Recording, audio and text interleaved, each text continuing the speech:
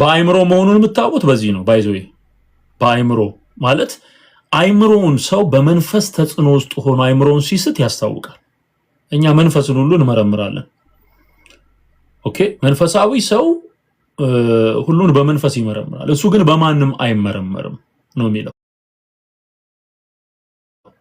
ሶ እንዲህ አይነት ድራማዎችን ስትመለከቱ በቀጥታ እሱ ነው። ኦኬ ጴንጤ አይደለም ኦርቶዶክስ ነው። ስለዚህ ጴንጤ ነኝ ብሎ ነው የሚናገረው። ሰውየው ደግሞ ኦርቶዶክስ ነው ይላል። what does it mean? ይሄ የሪሊጂየስ ድራማ ነው ማለት ነው። ኦርቶዶክስን ከፍ ለማድረግ ጴንጤን ለማሳነስ ወይም ደግሞ አማኝን በክርስቶስ ያመነን ሰው ለማሳነስና ከክፉ መናፍስት አሰራር ጋራ ለማያያዝ የተጠቀሙት ድራማ። ብዙ ጊዜ እንደዚህ አይነት ነገር ይሰራሉ። ከዚህም በፊት ሳይቆይ ግን እውነታው ይወጣል። ሳይቆይ እውነታው ይወጣል። ኢየሱስ ጋራስ መጥቶ መቀለድ ይችላል? አይችልም። ኢየሱስ ጋር መጥቶ ግን በጌታ በኢየሱስ ስም ሲባል ሳይነካ ይለፈልፋል። በጨሌ ሳይቀጠቀጥ ውሃ ውስጥ ሳታደፍቀው የኢየሱስ ስም ኃይል ስላለው ያንን መንፈስ በደንብ አድርጎ መጥቶ ያወጣዋል ማለት ነው። ሁለተኛውን ቪዲዮ የዚህኑ ፓርት ላሳያችሁ። ሎክ ይሄ ደግሞ ለየት ያለ ነው። በጌታ በኢየሱስ ስም አባባሉ ደግሞ ይሄ ሁለተኛ ምገምተው ነገር ምንድነው? እንደ ልጁ ራሱን ያውቃል። ኦኬ ሁለተኛው አንዳንድ ጊዜ ፕሩፍ ለማድረግ የሚሄዱ ወጣቶች አሉ። ፕሩፍ ለማድረግ ማለት ካላየው ካልዳሰስኩ ካልጨበጥኩ አላምንም የሚል ጄነሬሽን አሁን ያለው ጄነሬሽን በጣም ከባድ ነው። ነገሮችን ሁሉ በደንብ አድርጎ አይቶ ፕሩፍ አድርጎ ዳሶ ማወቅ ይፈልጋል። የነዚህን ሰዎች ሐሰተኝነት በጨሌ የሚቀጠቅጡትን በምትሃት መንፈስ እናወጣለን እያሉ ከአንዱ ወደ አንዱ የሚያገለባብጡትን አሰራር እሱ ለማየት ጭምር የሚሄዱ አሉ።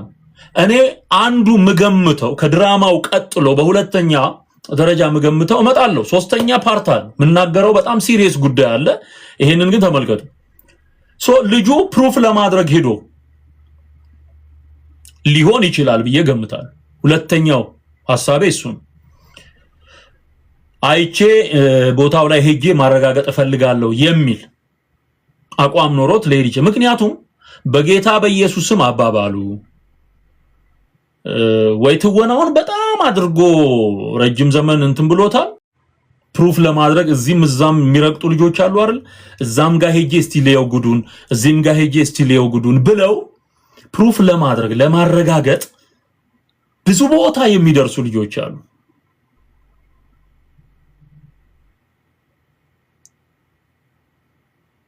ኦኬ ስለዚህ ሁለተኛው ግምት አማኝ የሆነ በትክክል ጌታ ኢየሱስን የሚያውቅ በጌታ በኢየሱስ ስም አባባሉ ራሱ አለው በአይምሮ እንደሆነ ቅድም ነግሬያችኋለሁ። አሁን ደግሞ እዚህ ጋር የምታዩት ለምስክርነት እንደመጣ ከዛ ደግሞ በኢየሱስ ስም አባባሉ ይለያል። በደንብ አማኝ ይመስላል። አይደለም እየተማታህ እኮ አይደለም በጌታ በኢየሱስ ክርስቶስ እንዴ ካደ ቅድም ነው ካደ እየመታህ እሺ ሁላ ምንድነው ጥቅስ ጴንጤ ነኝ ወይ እንዴ ነኝ እንዴ ጴንጤ ያደርጋል እንዴ ምን አውቃለሁ ጴንጤ ያደርጋል ይሄን በግድ እኔ አደረኩልህ እምነት እኮ የግድ ሪናው ጸጉሩን እንዴት እንደሚጨመድደው አያችሁ? ጸጉሩን ጨምድዶ ነው የሚይዘው። በእጁ ይመታዋል፣ ይቀጠቅጠዋል፣ በጨሌ ይመታዋል። ባይዘው በጣም ነው የሚያሳምመው ይሄ ጨሌ በጣም ጀርባ ይገርፋሉ። ሌላ በሰንሰለት ራሱ በመስቀል በብረት መስቀል የተጎዱ ሰዎች አሉ። አካላቸው የጎደለ ሰዎች አሉ። እና ስትመለከቱት ጨሌውን አልፈልግም አባባሉ ምናምን ባይምሮ ነው። በደንብ አማኝ እንደሆነ ደግሞ የሚያሳብቁ ነገሮች ደግሞ አሉ። አንዱን ግምት ብቻ እንይዝም፣ ሌሎችን ዲቴይል ማየት ስላለብን እናገራለሁ በል ሲሉ ተናግሬ ያለው ነው የሚለው። ተናግሬ ያለው አንዴ ሌላ የምናገረው ነገር አለ። በቃ ሚስጥራችን ነገር የለም። በቃ በኢየሱስ ክርስቶስ ስም ማመን ነው። ሚስጥራችን በኢየሱስ ክርስቶስ ስም ማመን ነው። ሚስጥር አውጣ እያሉ ይደበድቡታል። ሚስጥራችን ኢየሱስ ክርስቶስን ልኩልኝ ትችላላችሁ፣ ልጁንም የምታውቁት ከሆነ ማለት ነው።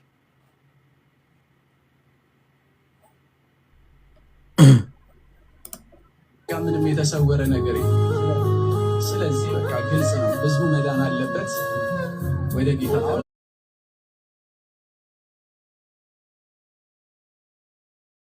ታዝዛለሁ እኮ ነው የሚባለው እኮ በጌታ በስላሴ ስም አዝዙ። ሚስጥር አውጣለን ስለኛለ የምን ሚስጥር ነው የማውጣው?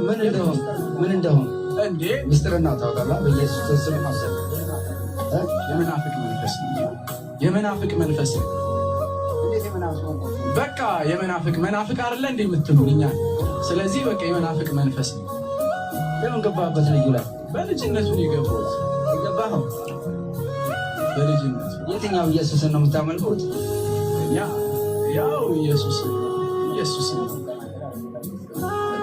ኢየሱስ ክርስቶስ አይደለም። እየተማታህ እኮ አይደለም ዩሲ ረጋ ብሎ ነው የሚናገረው። ይሄ አጋንንት እንዳለበት አይደለም። አክሽኑ ደግሞ እዚህኛው ቪዲዮ ላይ ስታዩ አጋንንት እንዳለበት አይነት እንትን አይደለም የማየው እኔ። እና ወይ በድፍረት ሚስጥር አውጣ ሲሉት ሚስጥሩ ኢየሱስ ክርስቶስን በማመን እንደሚዳን ነው። ሚስጥራችን ይሄ ነው የሚለው። ስለዚህ ሁለተኛው እይታ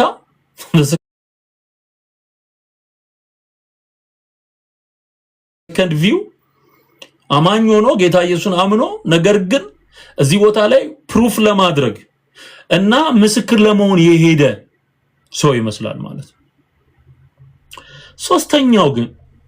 ሶስተኛው በእንደዚህ አይነት ጉዳይ ሳንደራደር ማለት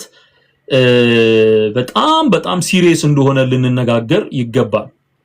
የኢየሱስን ስም ይዘን ኢየሱስን የማይከብርበት ስፍራ ላይ በራሳችን ተነሳሽነት መሄድም የኢየሱስን ስም ከአጋንንት ጋራ ወይም ደግሞ ከክፉ የጥንቆላ አሰራር ጋራ እያቆራኙ ድራማ መስራት በሁለቱም ረገድ የሚያስፈርድ ነው። ለዚህም ለልጁም ይሁን ለሰውየው በክርስቶስ ኢየሱስ ስም እናጠምቃለን ብሎ አርሴማን፣ ማርያምን፣ ሚካኤልን፣ ገብርኤልን እየጠሩ በጨሌ ሰው እየቀጠቀጡ በምትሃት በሱዳን አስማት ከአንዱ ሰው ላይ ወደ ሌላ ሰው መንፈስ ትራንስፈር የማድረግ የረከሰ ተግባር መስራት ፍርድ አለው። ኦኬ በልጁ ረገድ ስንመለከት ድራማ እየሰራ ከሆነ ለሰራው ድራማ እግዚአብሔር አይዘበትበትም፣ ሰው የዘራውን ያንኑ ያጭዳል በሚለው በገላትያ ምዕራፍ 6 መሰረት እሱም ከፍርድ አይለይም። ድራማ ሊሰራ ከሆነ የሄደው በክርስቶስ ኢየሱስ ስም ቀልዷልና እየሰራ ከሆነ ድራማ እየተገበረ ከሆነ ለዚህ ለሰራው ስራ ለዚህ ላደረገው ተውኔት የክርስቶስ ኢየሱስን ስም ከመናፍስቱ ዓለም ጋራ እያቆራኘ ተንበርክኮ ይሄን ድራማ የሚሰራ ከሆነ ለሰራው ስራ ተመጣጣኝ ዋጋ በጊዜው ይከፈለዋል ማለት። በጣም መጥፎ ነገር ነው ባይዘው። ሰው ቀልድ ጠፍቶበት ነው። በጌታ ጉዳይ አይቀልድም። በኢየሱስ ጉዳይ አይቀልድም። በዳንበት ስም ጉዳይ አይቀልድም።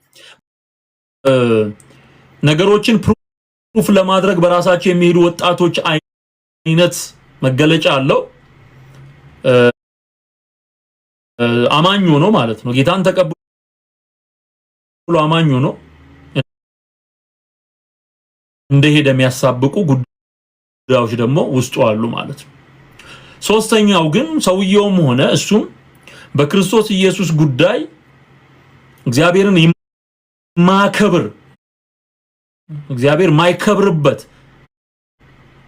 ለእግዚአብሔር ክብር የማይሆን መንፈስ ቅዱስን የሚሳደብ የኢየሱስን ስም የሚያብጠለጥል የሚያጣጥል ስራ ስለሚሰሩ ሁለቱም ይፈረድባቸዋል። ሶስቱ እይታዎችን እንድትይዙ ወደፊት የሚወጡ መረጃዎች ሊኖሩ ይችላሉ። ተጨማሪ መረጃዎች ልጁ ለምን እንደሄደ የሚናገር ከሆነ እና ምናውቃቸው ሌሎች የተገለጡ ነገሮች ሚስጥሮች ካሉ ወደፊት ደግሞ እንነጋገራለን ከዚህ በተለየ ማለት ነው። እኔ ግን የሚታየኝ ይሄ ነው። እናንተም ስትመለከቱት ድራማ ስም ላይ የሚዘብት ማንኛውም ሰው ይፈረድበታል። አትደራደርም። ከጠንቋይ ጋራ በኢየሱስ ጉዳይ አትደራደርም። ከጨሌ ተሸካሚ ጋራ ሄደ አትሟገት።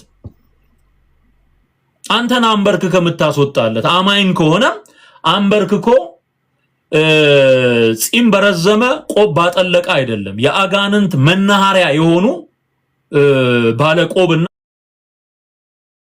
ባለጨሌ ባለጭራ መነኮሳትና ቄሶች ሞልተዋል በየስፍራ የአጋንንት መናኸሪያ የሆኑ። ስለዚህ በክርስቶስ ኢየሱስ ያመነና ዳግመኛ የተወለደ ማንነት ያለው ያንን በሃይማኖት ካባ የተሸለመን ሰው ውስጡ ካለ አጋንንት ካለበት ከውስጡ ያለውን አጋንንት የሚያወጣው አማኙ ሄዶ ተንበርክኮ ጨሌ ስር አይንደፋደፍ። ገብቷችኋል? ሲሪየስ ነገር ነው ማለት ነው። ኦኬ ይሄ ሲሪየስ እንደሆነ ነገሩ እንድትመለከቱት ነው። ምክንያቱም እግዚአብሔር አይዘበትበትም ነው የሚለው መጽሐፍ። እስቲ ጥቅሱን አውጡልኝ ሁላችሁ። ቀድሞ ያወጣ ፖስት አደርገዋለሁኝ። እሺ ፖስት አደርገዋለሁኝ። እግዚአብሔር አይዘበትበትም የሚለውን ገላትያ ምዕራፍ 6 ላይ ያለውን ቃል ቀድሞ ያወጣልኝ ሰው ናትበሉ አትሳቱ። እግዚአብሔር አይዘበትበትም። ሰው የሚዘራውን ያንኑ ደግሞ ያጭዳል።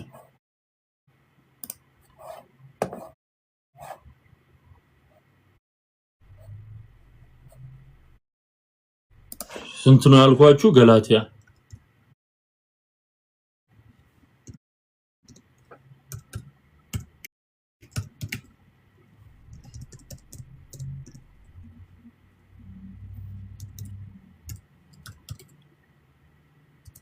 ምዕራፍ 6 ቁጥር 7። ስለዚህ አጋንንት የሚወጣው በማን ስም ነው? በክርስቶስ ኢየሱስ ስም ነው። አጋንንት የሚወጣው በክርስቶስ ኢየሱስ ስም ነው። የማርቆስ ወንጌል ምዕራፍ 16 ላይ የሚያምኑትንም እነዚህ ምልክቶች ይከተሏቸዋል፣ በስሜ አጋንንትን ያወጣሉ። የሚያምኑ ሰዎች አጋንንትን የሚያወጡት በክርስቶስ ኢየሱስ ስም ነው። የሚያምኑ ሰዎች የሚከተላቸው ምልክት ደግሞ አጋንንትን ማውጣት፣ ሽባ መተርተር፣ ለምጻም ማንጻት፣ ርኩሳን መናፍስትን ከሰዎች ህይወት ነቅሎ ማውጣት፣ እነዚህን የመሳሰሉ በአዲስ ቋንቋ መናገር ወዘተርፈ የጸጋ ስጦታዎችን ይቀበላሉ። ማን? አማኞች። ማርቆስ 16 ላይ የተጻፈው እሱን በማስም ነው፣ በኢየሱስ ክርስቶስ ስም ነው የሚያወጡት። በስሜ ነው የሚለው በስሜ ኦኬ። እነ ጳውሎስም ለምሳሌ ሐዋርያት ሥራ ምዕራፍ 16 ላይ ስታነቡ የሟርተኝነት መንፈስ የነበረባትን ያችን ሴት እነዚህ እግዚአብሔርን ቃል የሚነግሯቸው የልዑል እግዚአብሔር ባሪያዎች ናቸው ብላ ቀኑን ሙሉ የተከተለች ስታደክማቸው ጳውሎስ ዞር ብሎ ሲያያት ሴትዮዋን መንፈሱን አዩ። የሟርት መንፈስ ያለባት ናት። በጌታ በኢየሱስ ስም ውጣ አለው ይላል። ውጣ ሲለው ያ መንፈስ ከሴትዮዋ ውስጥ ወጣ። ሴትዮዋ በህዝብ ፊት ተፈወሰች። በጣም ህዝብ እስኪገረም ድረስ ሴትዮዋ የምትናገረው መልካም ነገር ነው። አዮ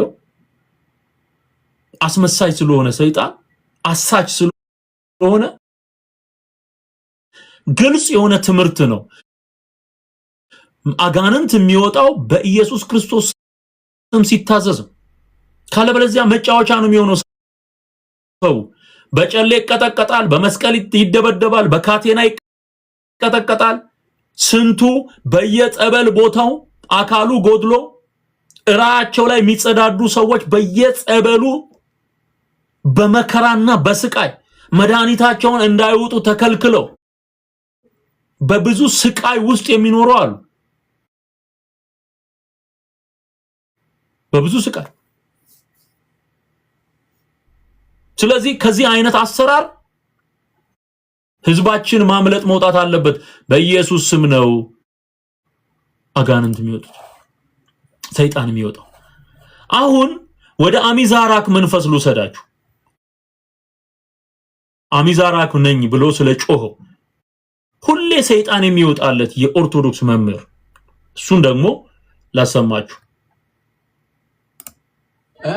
ልጅ እኮ ኦርቶዶክስ ነው እኮ እኔ ሰው ነኝ። እሺ የሆሳና ቅዳሜ ነው የገባ ነው። ለምን ገባ? ምን አባቱ ስራችን አበላሸብን። ምን ስራችን አበላሸብን? ምንድን ነው ስራ? ስር ማሽቀጠል በጣም አሚዛራክ ስራ ነው። አሚዛራክ ምንድን ነው አሚዛራክ? ቅጠላ ቅጠል እና ስራችን አበላሽ ቅጠላ ቅጠሉ ለምን ቀይኛ ስራችን እኔ አሁን ማውራ ከልከሳን ስናስባረረው እንዲያመነዝር አድርገን ወደዚህ ወደ ድብጥርና ይሄን ነው የምፈልገው። ምኑን እና ምን አደረገው? ከስም የቀነጨን አረግ ነው። ይሄንማ የዛን ቀን ስንጠብቀው ዋልን። ቅዳሜ ዕለት እሱ እዛ ለካ አላወቅንም። ስራ ሲሰራ ነው ያለው። ጠበቅነው፣ 4 ሆነን አሁን 5ኛ አለው። አንድ ጠበቅነው ከ6 ሰዓት ጀምሮ አልመጣም።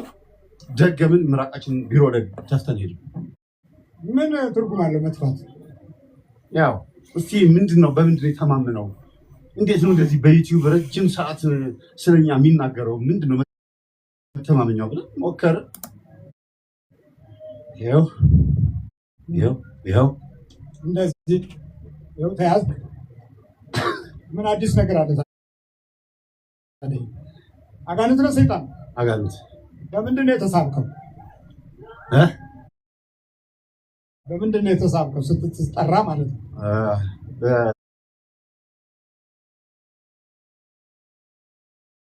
ፊጋ እዚህ እኔ አሁን የነበርኩበት ደብተራ አባቱ ፊጋ ነው ባገሩ። በቃ ይጎፈናል። ስለዚህ እኛም እንደዛ ነው የሚለው።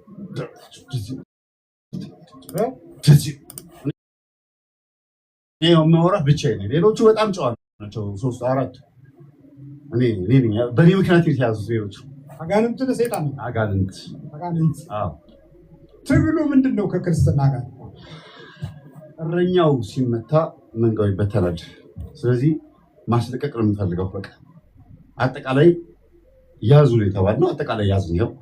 እግሩን፣ እጁን፣ አፉን ያው በዚህ ነው የገባነው። በዚህ ጋር በማጅራቱ በዚህ በማጅራቱ። ከዛ ምን አደረከው? ሰዓት አሁን አንደበቱን ያዙ ነው። እንዴት ነበር ያዝከው? ማውራት ይፈልጋል አይችልም።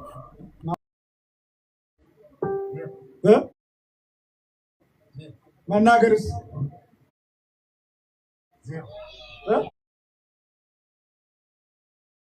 ዜሮ እሱን ተነስ ተመልከት። ይሄ በየመንደሩ የሚዞሩ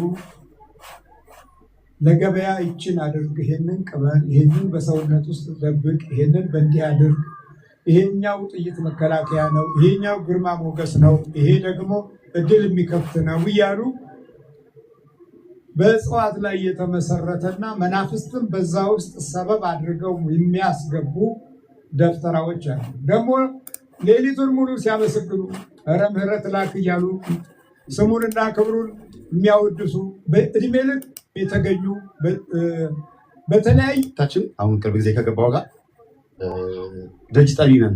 ቅጥረኛ መሆን ስላልቻሉ አዲስ አበባ ምተን ደጅ ጠኒ ነን። ደጅ ጠኒ ደፍተራ ማለት ነው። አዎ። እና ከዲያብሎስ ጋር ነው እንዴ የሚኖረው? ያው የሚቀጥረን ስናጣ በጎንችን እየሰራ እንኖራለን። ኦኬ። የአሚዛራክ መንፈስ ነኝ ነው ብሎ ራሱን የገለጠው ይሄ የምታዩት ልጅ መጀመሪያ መንፈሱ ሲጠናወተው ሁሉ ጊዜ ነው እንደዚህ እየሄደ የሚጮኸው። ባይዞ እሱ ራሱ ስለ አጋንንት አወጣት ትምህርት ሰጪ ነው። የራሱ ዩቲዩብ ቻናል አለ። ከዚህ በፊት ይዋረሰዋል፣ ወደ ውስጡ ይገባል መንፈሱ። እንዲህ አይነት ነገሮችን ያቀርባል። አጋንንት እንዴት እንደሚወጣ በጨሌ መቀጥቀጥ፣ በካቴና መግረፍ፣ ስግደት፣ ጾም ምናምን እያለ የሚያስተምር ነው። መምህር ተስፋዬ አበራ ነው የሚባለው። ይሄ ሰው ከዚህ በፊት ሆስፒታል ገብቶ ሆስፒታል ውስጥ ጥሎት መንፈሱ ሲንፈራገጥ እዛው ድረስ ግርማ ሄዶ ሲያረጋጋለት መንፈሱን ታያለ። ከዚህ በፊት ከ10 ጊዜ በላይ አጋንንት እያስጮኸው እየጣለው እያንፈራገጠው ተፈውሷል፣ ድኗል እየተባለ ገብቷል። አሁንም ተመልሶ ግርማ ጋር የሚሄድበት ምክንያት ምንድነው? እሱ ራሱ ይሄ ራሱ ተስፋ የሚባለው አጠገቡ ያሉት ሰዎች መቼ ነው የምትነቁት? መቼ ነው ወደ እግዚአብሔር መንግስት ሐሳብ የምትመጡት? እስከ መቼ የአጋንንት መጫወቻ ሆነ ትኖራል? አንዴ አስማንዲዮስ አንዴ አሚዛራክ እያላችሁ የምትጠሯቸው ስማቸውን ያስተዋወቋችሁ አጋንንትን በመከተል እስከ መቼ ትኖራል? አሁን ባለፈው አጠመቁት ዳነ ምናምን ተብሎ ወጣ። ከዛ ደግሞ ያው አሚዛራክ መጣ። ምን ያሳያችኋል? ሰዎቹ በጨሌ ተቀጥቅጠው በውሃ ደፍቀው ወጥተው ተድነዋል ተብለው ድጋሚ መንፈሱ የሚገባባቸው በክርስቶስ ኢየሱስ ስም ነቅሎ ስላልወጣ መንፈሱ ፈውሱ ትክክል ስላልሆነ በኢየሱስ ስም የተከናወነ ፈውስ ስላልሆነ በምትሃት የአንዱን መንፈስ ወደ ሌላ በማገለባበጥ የሚሰሩት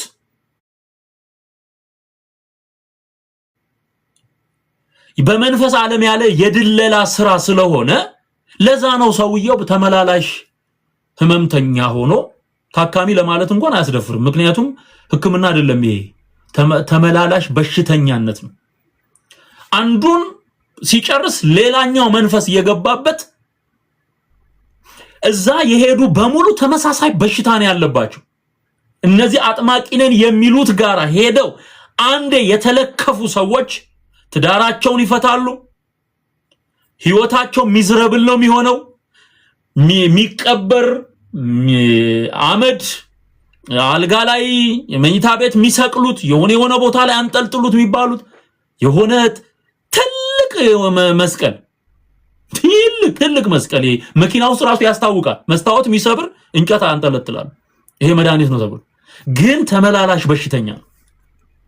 አሁን ኦርቶዶክሳውያንም ይሄንን የምትሰሙ ሌሎቻችሁ በትክክለኛ አይምሮ ሚዛኑን በጠበቀ አይምሮ ለመስማት ሞክሩ። ሰው አንድ ጊዜ በክርስቶስ ኢየሱስ ስም አምኖ ቢድን አይሻለው? ለምንድን ነው መጫወቻ የሚሆነው? ለምን? ሊያው መምህር ነኝ የሚል ሰው ማለት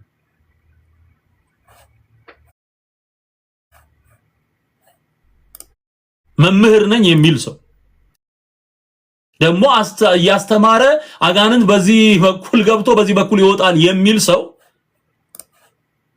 ሀውካ እንዴት አድርጎ ነው እንደዚህ ባለ አሰራር ውስጥ የሚያልፈው? ስለዚህ ተመላላሽ በሽተኛ፣ ተመላላሽ ጸበልተኛ እነሱ የሚፈልጉት እንደዛ ነው። ባይዘው በሌሎችም ጉዳዮች ላይ ይሄንን ላስረዳችሁ። ለምሳሌ ጸበል ፈለቀ ብለው ከዚህ በፊት በርሜል የሚባል በርሜል ጊዮርጊስ ነው። አዎ ብዙ ሰው ያለቀበት እዛ ቦታ ሰው ሲሞት አስከሬን አንሰጥም አሉ። እኔ ለተስፋዬ ግልጽ የሆነ መልእክት ከዚህ በፊት አቅርቤለታለሁ። ጌታን ተቀበል፣ ነፃ ውጣ፣ መዳን አለብህ። ጌታ ኢየሱስ የሌለው እንደዚህ አጋንንት መጫወቻ ሆኖ ነው የሚኖረው ብዬ በግልጽ መልእክት አስተላልፌለታል። እስከ መቼ የና አሚዛራክ የና አስማንዲዮስ መጫወቻ ሆነ ትኖራል? እና እዛ ለምሳሌ ጸበል ፈለቀ ያሉት ቦታ አስከሬን አንሰጥም። ለምንድን ነው አስከሬን አንሰጥም ያሉት ሚለውን ጠየቅኩኝ። ስጠይቅ ከሰለስት ጀምሮ 40 ሙት ዓመት በየዓመቱ ደግሞ የሚደረግ 7 ዓመት ድረስ የሚችል ሰው እስከ 7 ዓመት ይደግሳል።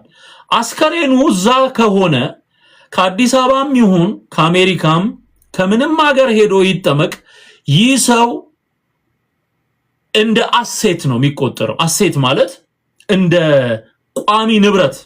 ስለዚህ መቃብሩን